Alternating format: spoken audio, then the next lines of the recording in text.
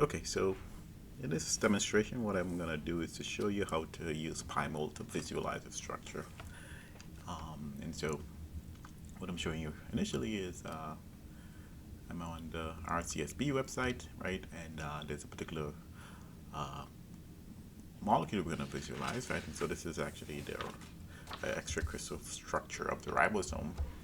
And when you come to the RCSB, right, if you know the ID of the molecule, right, each deposited structure has a unique ID so that you can pull it up. And so in our case, the ID is 6U01. So we could hit enter, or we could either hit enter or you can click on the search icon and it pulls up the structure. And so this is the crystal structure of the T thermophilus 70S ribosome complex. It's actually part of a project by a professor in chemistry here, Professor Kristen Kutmo. And so this is the RNA this is the system we're going to try to visualize in PyMOL. Right? So this, as I said, was determined using extracrystallography, and this is the resolution, so it's about 3 actions. So for such a large system, it's relatively high resolution. And so we want to be able to visualize this, right? So just in terms of being able to navigate this site if you wanted to, right? And in principle, you can actually go to 3D viewer here and try to visualize the structure. But this is such a large system, I doubt it's actually gonna, actually it showed it, here we go. So you can actually visualize this directly on the RCSB website, which in itself is cool. And this seems to be powered by some kind of Java script, or at least some Java tool. So I haven't used this much, and I'm pretty sure it's possible to do a lot of the things that I'm going to show in PyMOL. You probably could do it from this website. However, so you're free to explore this if you wanted to. But what I'm going to show you is how to look at this in PyMOL, and this will be important in cases where you're manipulating structures that are not deposited on the RCSB. Okay, so let's go ahead and fire up PyMOL. So if in my case I have PyMOL here, so I'm going to click on PyMOL, and it opens up PyMOL, and you have this PyMOL command line. So I'm just going to cd to a directory where I want to work in. So in my case, it's volumes.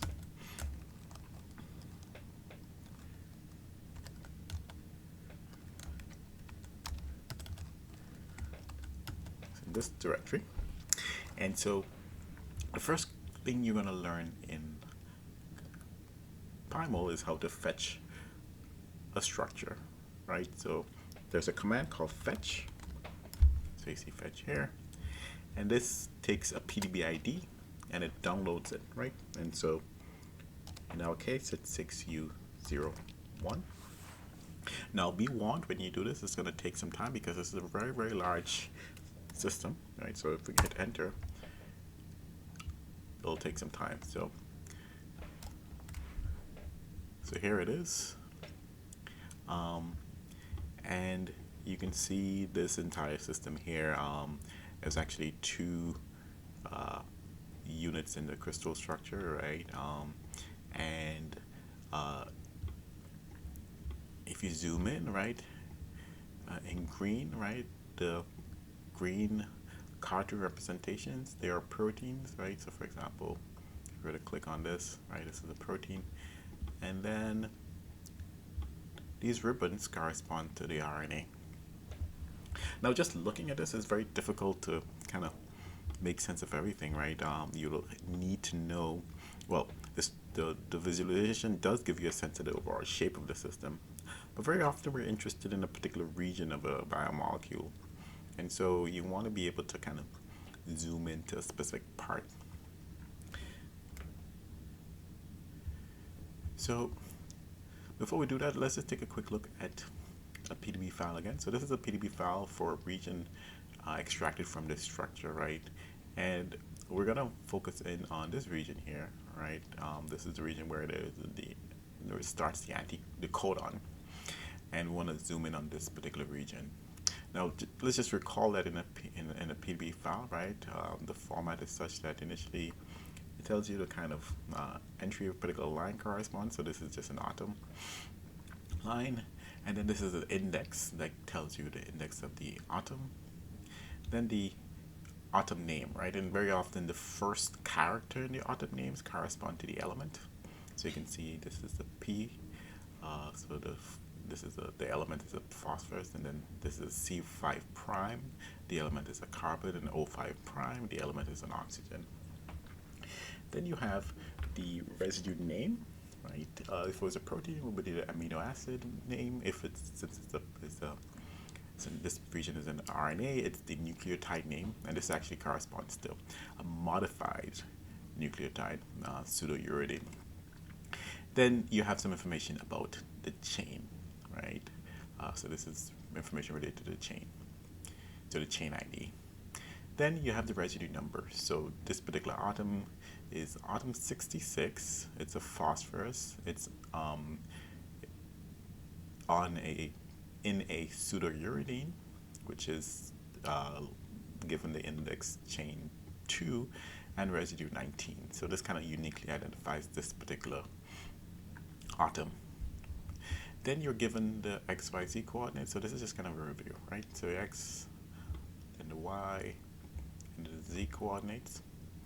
And if you recall from the page on Canvas, right, after that we just had dot dot dot, meaning additional information, right? And so the additional information, there are two fields here. The first here is the occupancy field. So this allows you to store additional data in your PDB file. So you could fill this with additional data that you want to be able to project onto the structure. For example, that would be one use. Then this is the B factor. The B factor gives you a sense of the precision with which you can resolve this particular site. And then something that I want to talk about is the segment ID. So the segment ID allows you to further specify a particular atom, right? So you can imagine a case where you have, up until this point, right, you could have two entries of this where you have the atom ID is 66, the atom name is a phosphorus, the residue is PSU, the chain is 2, and then the residue number is 19, right? If you have different segment IDs, then you can actually further distinguish those, right? So for example, I'm just going to create a hypothetical scenario, right, where for some reason we had this residue being repeated.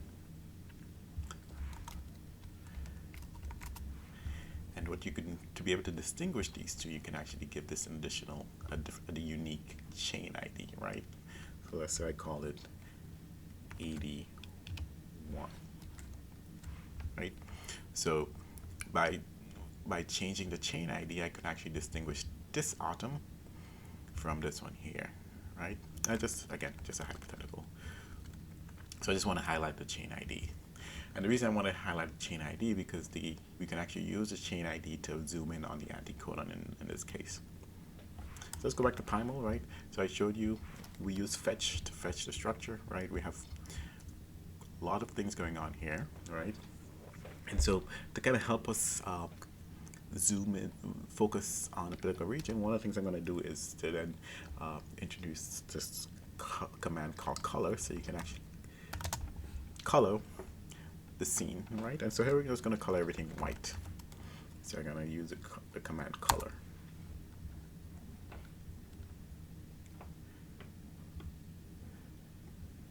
Now, next thing I'm going to do is to then color red, and then I'm going to color a specific region red. And so the way color works is that you use a command, you tell the color, and you can add a selection, right? I'm going to talk more about selection, but I'm just going to highlight the typical workflow, because you could go really in depth into the selection functionality in the PyMOL. But for now, we can actually just specify the seg ID. So we said segid, and we said the segid that we're interested in is actually ed. All right, so we're going to color that ed. So we're going to color red segid ed. Hit enter. Right now, you may not be easy to see, right? But yeah, if you look here in this region, right, that's where that the codon is, but it's kind of hard to see. So there's a function called a command called orient that we can use, and you can give it a selection, kind of like what we did the color, right? So we said orient segid ed, and let's see what happens here. And now we can actually zoom in on the codon, right?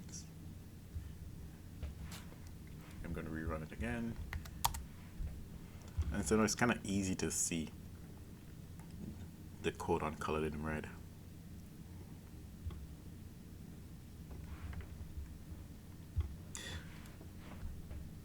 So the next thing I want to do is, let's imagine we want to just extract coordinates for the codon.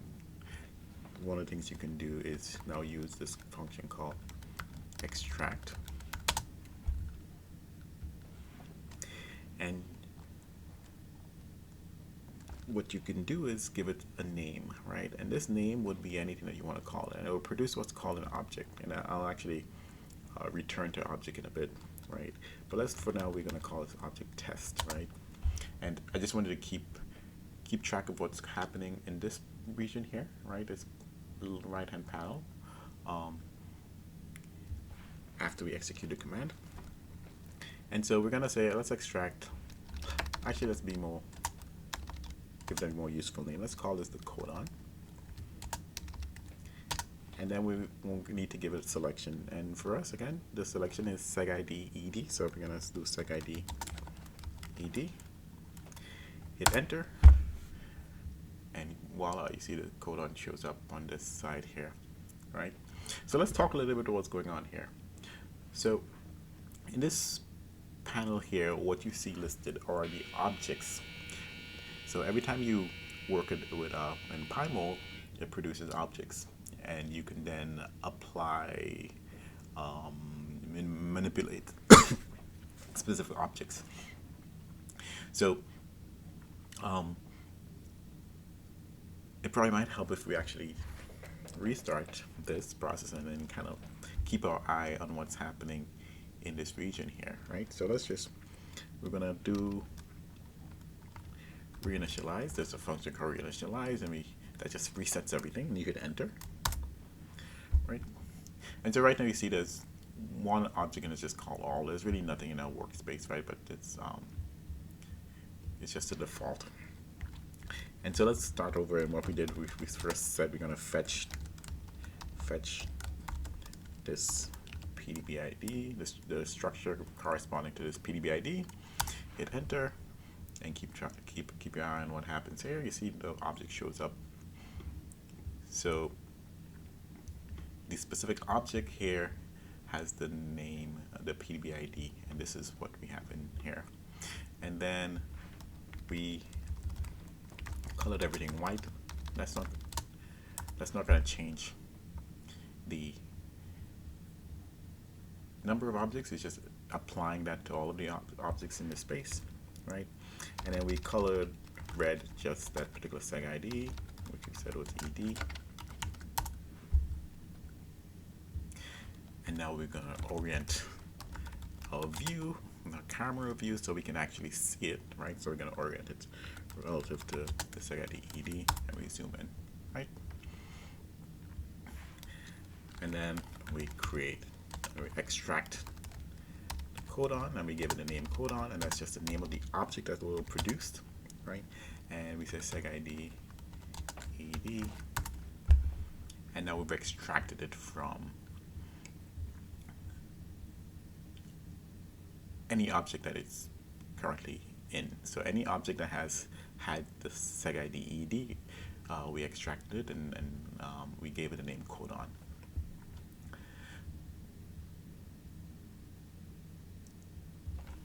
So one of the things we can do is we can actually utilize a command called disable, which can disable the view of any object. So in this case, let's just disable all and see what happens. Then we can no longer see anything, right? So we disable all of the objects so we don't see them. So we can then enable all to see everything again. Now, how about we disable just this object, so 6U01, and you can see what happens is that the only thing that's left is the codon, right? And that's what we extracted. So if we go ahead and enable everything, right? So what we did with the extract command, we actually removed this red, the regions, the segment highlighted in red from 6U01, right? And it's now an object by itself.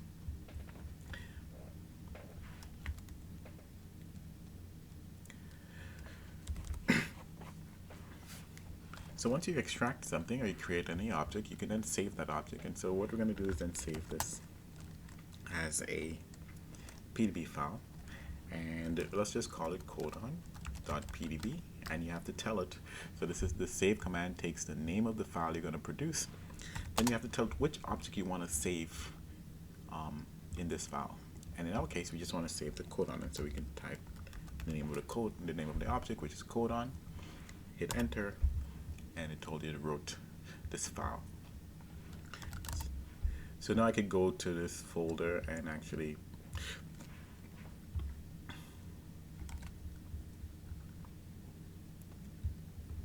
take a look at this. And here is that file. And we can open it up in a text editor, in my case PDB edit, and you see this is the file.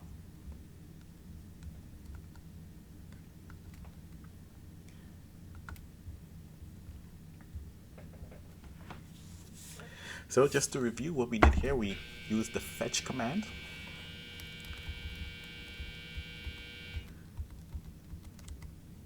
to first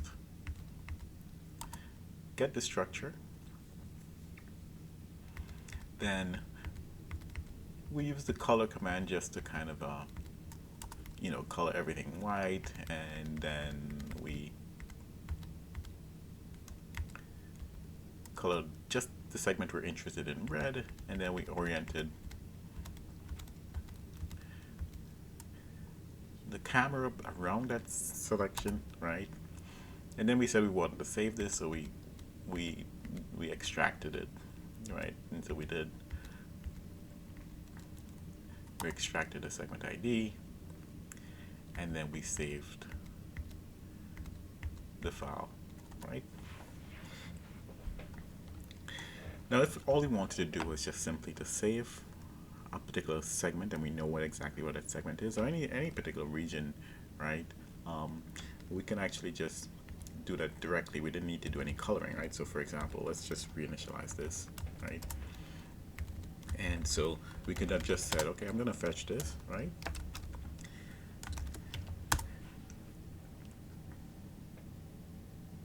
And now I know I want to save just the coordinates for that particular segment. So I didn't even need to use the extract command. I could use save directly, and let's call it codon direct just to distinguish it, right? And we can now give it a selection. So it doesn't have to be a selection, could be an object or a selection within the molecule, right? And so in our case, the selection is segid, ed, right? And you hit enter, and it wrote that file. And so I can go here, right? And you can see these two files have been created. They're same size, 14 kilobytes, and so they're exactly the same. There are really no difference between these two files. In fact, let's try something, right? So there's a command that we can use sometimes in Linux if we want to look at the difference between two files. So we do codon. So I can actually I'll have to go to that directory first and then try this out. Right, so this is just a, this is distinct from anything related to do with PyMOL, but this is just a command you can use on a Linux machine, which you want to take a look at the difference between two files. So let's try it out and see how it works. So we have the codon.pdb, and then we have codon direct, and when you hit enter, you see nothing, you get no output, right?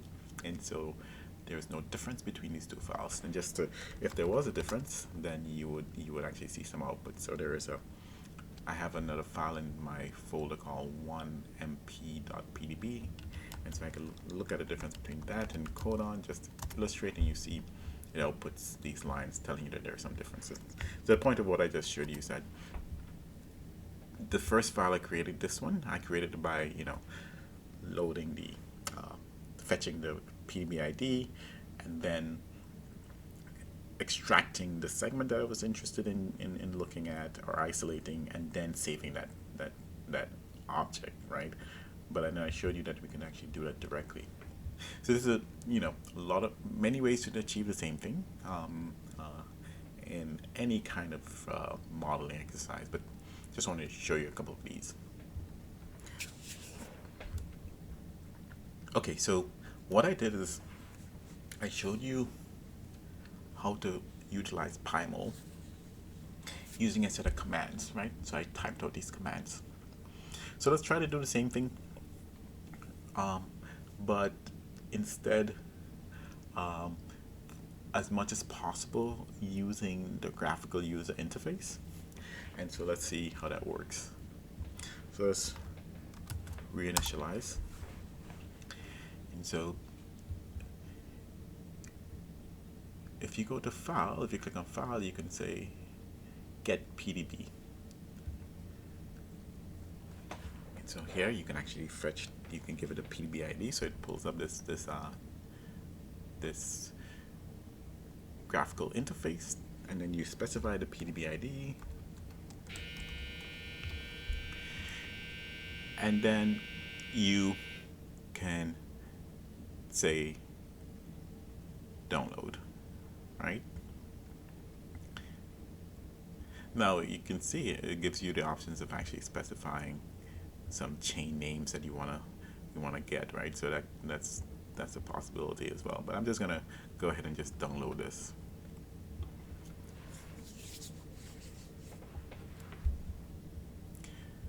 You can see I use the interface, and then I was able to download the same structure.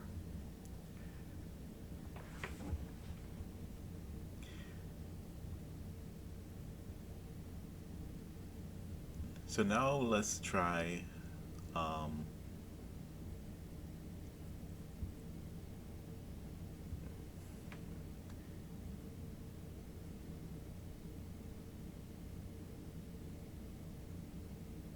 saving this object, right? And so we can go ahead and go to file, and we can export the molecule, and now it gives us this. Now there are a number of things you can do, right? You have a lot of functionality here, right? You can use generic options. You have PDB options, specifying some of the details of how to write things out. For example, write segment ID in the seg I column, right? So that's enabled by default.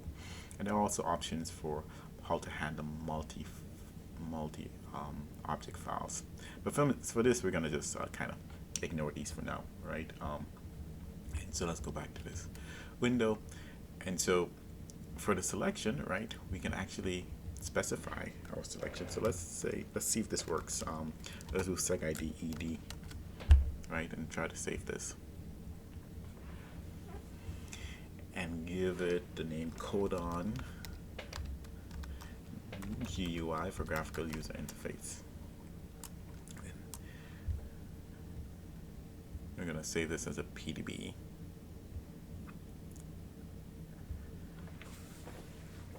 So it told you it wrote this file. So I'm going to go to my terminal, take a look at that file, right? So if you do a ls,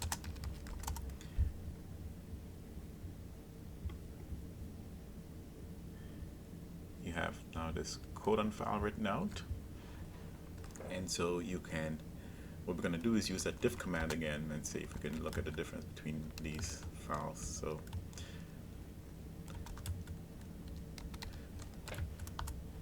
no difference, right?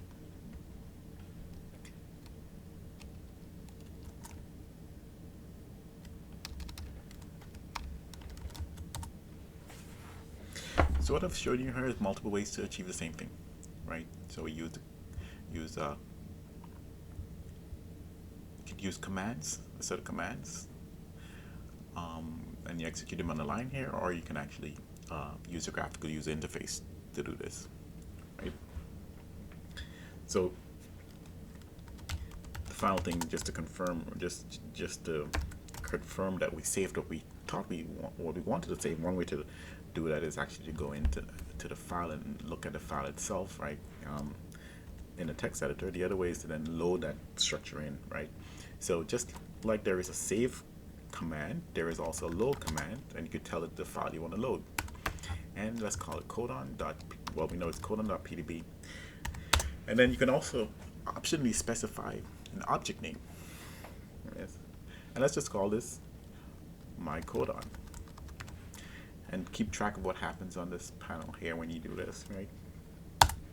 Hit enter and it loads this, right? Gets you some information, right? So it says PDB string load into object, my codon, which shows up here. State is equal to 1, right? So state is just the state helps you keep track of specific conformers of your system, right? And we'll see more. We'll look at that more later on. But for now, this is what we expected to have. This is just the codon, and that's what came from that crystal structure. So that's it for this demonstration. Things we'll start doing next is to actually change the representations, talk a little bit more about selection, talk a little bit more about coloring, and then also measurement, right? You can actually go in and measure specific structural parameters from a structure, right? So, which is the advantage of having structures. So, for example, we could measure distances between specific sites.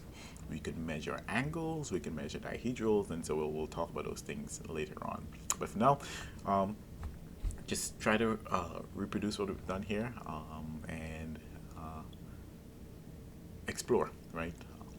Lots to learn, but it's gonna be fun.